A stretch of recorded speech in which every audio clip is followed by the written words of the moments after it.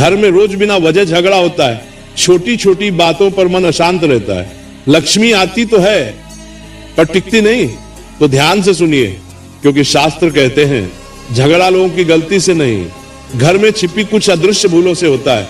आज मैं आपको वही रहस्य बताने जा रहा हूं, जिसे जानने के बाद या तो आपका घर सुधर जाएगा या फिर आप हमेशा के लिए कारण समझ जाएंगे। अब आगे जो मैं आपको बताने जा रहा हूं उसका प्रभाव इतना गहरा है कि जिसने भी इस पावन कथा को श्रद्धा और धैर्य से पूरा सुना है, उसके घर में झगड़ों की जगह शांति ने जन्म लिया है और टूटते रिश्तों में फिर से प्रेम लौट आया है।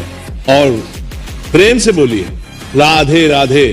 और इस पावन कथा को अंत तक ध्यान से सुनिए, क्योंकि यह कथा सिर्फ सुनने के लिए नहीं, जीवन बदलने के लिए है। बहुत पहले की बात है। एक नगर था, धर्मनगर। वहां एक सेठ रहते थे, नाम था धनदेव। धन खूब था, प्रतिष्ठा भी थी, मंदिर में दान भी देते थे, पर उनके घर का आंगन जैसे शांति से रूठा हुआ था।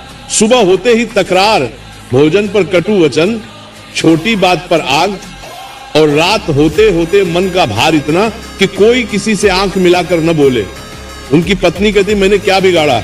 बड़ा बेटा कहता पिताजी किसी की नहीं सुनते। छोटा बेटा कहता भैया हमेशा मुझे नीचा दिखाते हैं। और सेठ धनदेव मन ही मन कहते सब मेरे खिलाफ हैं। एक दिन नगर में एक वृद्ध ब्राह्मण पधारे।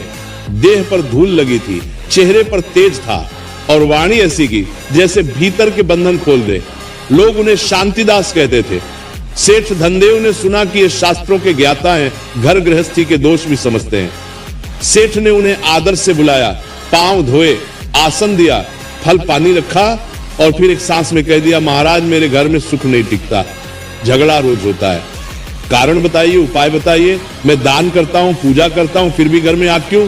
शांतिदास ने सेठ को देखा और बोले सेठ जी, शास्त्रों में एक बात आती है, जहां वाणी तप्त हो जाए वहां अग्नि पहले जीभ पर लगती है फिर घर पर झगड़े का कारण केवल वाणी नहीं। बताइए क्या आपके घर में सब मिलकर भोजन करते हैं? सेठ ने कहा कभी कभी, अब सब अपने अपने समय से खाते हैं। शांतिदास बोले और घर का द्वार क्या सूरज ढले भी खुला रहता है, भीतर बाहर का आना जाना? सेठ ने कहा हाँ, मुनीम आता है, पड़ोसी आते हैं, रिश्तेदार बहुत लोग आते हैं। शांतिदास ने फिर पूछा घर में देवस्थान कहाँ है, दीपक जलता है, तुलसी है, और क्या आप पूजा के बाद भी क्रोध कर लेते हैं? सेठ कुछ झेंपे, महाराज क्रोध तो हो जाता है। तभी भीतर से सेठानी की आवाज आई, इनसे पूछिए, ये हर बात में ताना देते हैं, बच्चों के सामने मेरा अपमान करते हैं। बड़े बेटे ने कहा और माँ भी कम नहीं, हर समय तुलना करती है। छोटा बेटा बोला मेरी बात कोई सुनता ही नहीं। शांतिदास मुस्कुराए नहीं, गंभीर हो गए, बोले देखा झगड़ा किसने शुरू किया, ये कोई नहीं कह रहा, सब कह रहे मेरे साथ हुआ। शास्त्र कहते हैं अहंकार सबसे पहले न्याय मांगता है, कर्तव्य नहीं। फिर शांतिदास ने एक छोटा सा तांबे का कटोरा निकाला, उसमें थोड़ा जल लिया और बोले सेठ जी ये जल देखिए, अभी ये शांत है, अब मैं इसमें एक छोटा सा कंकड़ डालता हूं। उन्होंने कंकड़ डाला, जल में तरंगे उठी। बोले तरंगे किसकी हैं, कंकड़ की या जल की? कंकड़ तो बाहर से आया पर उथल पुथल जल में हुई। वैसे ही बाहर की बात छोटी सी होती है पर उबाल हमारे भीतर जमा होता है। सेठ ने कहा तो भीतर क्या जमा है महाराज?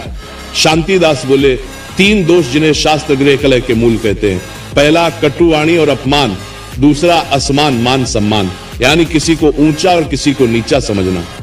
तीसरा गृह में नकारात्मक संस्कारों का संचय, जैसे अशुद्धता, अस्त व्यस्तता, और घर में हर समय शिकायत का माहौल। सेठ ने कहा पर मैं तो धार्मिक हूं। शांतिदास ने तुरंत कहा धार्मिक होना और धर्म में स्थिर होना अलग बात है। शास्त्र में गृहस्थ के लिए धर्म का पहला नियम है घर को आश्रय बनाओ, रणभूमि नहीं। जहां स्त्री भय में हो, बच्चे तिरस्कार में हो और पति क्रोध में, वह घर नहीं, तपोवन भी नहीं, वह तो संघर्ष का मैदान बन जाता है। सेठ धनदेव कुछ देर चुप रहे, फिर बोले महाराज उपाय बताइए, मैं क्या करूं? शांतिदास बोले उपाय बाद में, पहले परीक्षा आज रात में आपके घर ठहरूंगा, मैं देखना चाहता हूं झगड़ा किस मोड़ पर जन्म लेता है। सेठ ने सोचा आज तो घर संभाल लेंगे, सबको पहले ही समझा दिया, कोई ऊंची आवाज नहीं करेगा। महाराज ठहरे हैं, रात हुई, घर ने समझाता नहीं हमले। शांतिदास बोले देखा मैं भोजन बनाऊं पर जैसे ही परोसने की बात आई, बड़ा बेटा बोला मेरे हिस्से में हमेशा कम क्यों? छोटा तो बस खेलता रहता है। छोटा बोला मैं खेलता हूं तो क्या आपकी तरह हर समय आदेश तो नहीं देता? मां ने कहा बड़ा बेटा ही घर संभालता है। छोटा तिलमिला गया। सेठ ने बिना सोचे थप्पड़ की धमकी दे दी, चुप। और बस वहीं से आग भड़क गई। शब्द बढ़े, ताने बढ़े, बीती बातें निकल आईं और कुछ ही पल में वही रोज का दृश्य। शांतिदास शांत बैठे रहे। जब सब थककर चुप हुए तब उन्होंने केवल एक वाक्य कहा, झगड़ा रोटी से नहीं शुरू हुआ था, झगड़ा सम्मान से शुरू हुआ और सम्मान छीनने की शुरुआत तुलना से हुई। सेठ बोले पर घर तो चलता ही तुलना से, कौन काम करता? कौन नहीं? शांतिदास ने कहा कार्य का मूल्यांकन करो, व्यक्ति का अपमान मत करो। शास्त्र की मर्यादा यही है। वाणी में धर्म हो तो घर में लक्ष्मी टिकती है, वाणी में दम्भ हो तो घर में कलह टिकता है। फिर उन्होंने सेठ से कहा एक काम करो, कल सुबह से 3 दिन तक एक नियम, कोई भी व्यक्ति घर में किसी को उसके पुराने दोष याद दिलाकर नहीं बोलेगा, न तुम हमेशा न तू कभी। शास्त्र कहते हैं जिस घर में हमेशा और कभी जैसे शब्द आ जाएं, वहां सत्य नहीं रहता, केवल आरोप रहता है। सेठ ने कहा और अगर कोई नियम तोड़े, शांतिदास बोले तो दंड होगा उस दिन। वो व्यक्ति देवस्थान में दीपक जलाकर मौन रखकर घर के सबसे छोटे सदस्य से क्षमा मांगेगा, क्योंकि अहंकार को तोड़ने का सबसे सरल उपाय है झुकना सीखना। इतना सुनते ही बड़ा बेटा मन में जल गया, मैं क्यों झुकूं? छोटा भी सोचने लगा मुझसे क्षमा मांगेंगे तो अच्छा लगेगा। सेठानी के भीतर भी विचार आया अगर ये सच में झुके तो घर बदल सकता है। लेकिन सेठ धनदेव के भीतर सबसे बड़ा युद्ध चल रहा था, मैं घर का मुखिया हूं, मैं क्षमा मांगू। शांतिदास ने जैसे उसका मन पढ़ लिया, बोले सेठ जी मुखिया वही है जो आग देखकर पानी बने, जो आग में घी डाले, वो केवल मालिक है, मार्गदर्शक नहीं। और फिर शांतिदास उठे, देवस्थान के पास गए। उन्होंने देखा देव की मूर्ति तो थी पर धूल जमी थी, दीपक बुझा पड़ा था, तुलसी सूखी थी।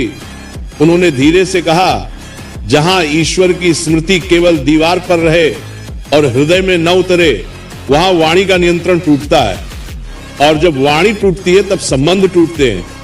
सेठ ने कांपती आवाज में पूछा महाराज क्या हमारे घर में कोई दोष है, कोई वास्तु, कोई दुष्ट छाया? शांतिदास बोले दोष है, पर पहले मन का दोष, फिर घर का और फिर संगति का। शास्त्र कहते हैं जिस घर में दिन भर परनिंदा, कटाक्ष, अपमान और क्रोध का धुआं उठे, वहां नकारात्मकता जमती है। उसे लोग छाया कहते हैं, पर छाया बाहर से नहीं आती, हम ही बनाते हैं। सेठ धनदेव की आंखें नम हो गई। बोले तो शुरुआत कहां से करूं? शांतिदास ने कहा शुरुआत आज से एक वाक्य से। अभी इसी क्षण अपने परिवार के सामने कहो मेरी वाणी से यदि तुम्हें चोट लगी हो तो मैं क्षमा चाहता हूं। यह वाक्य आपके घर के लिए पहला दीपक होगा।